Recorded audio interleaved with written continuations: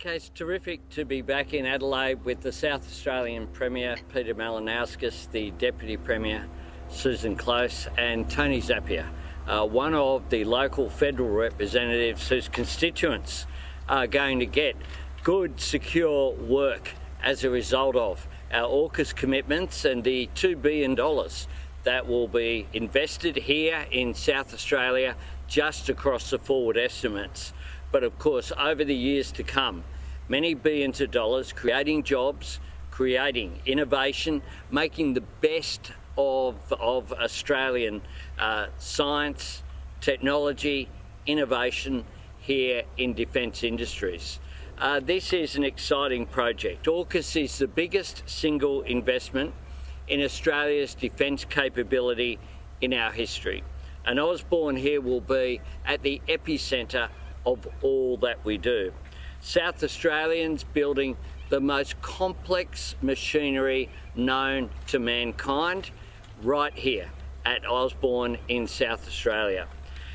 It is a transformational moment for Australia, for South Australia, and for our Defence Force, as well as, of course, our economy. One of the things that we say is that we're investing in our defence capability. We're also investing in our relationships in the region as well. But this isn't just about our defence. One of the things that advanced manufacturing does is it produces a multiplier.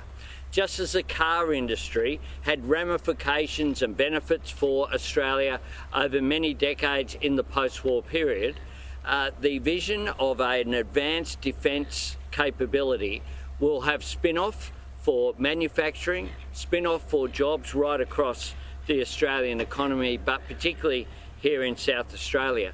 This will create some 20,000 jobs directly over the next 30 years. It will strengthen Australia's national security and contribute to regional stability in response to the unprecedented regional challenges which we are facing. It's about building a future made in Australia by Australians with record investments in defence, in jobs and in infrastructure.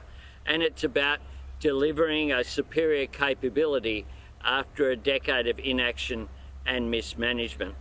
At its peak, up to 4,000 Australian workers will be employed to design and build the infrastructure for the new submarine construction yard here.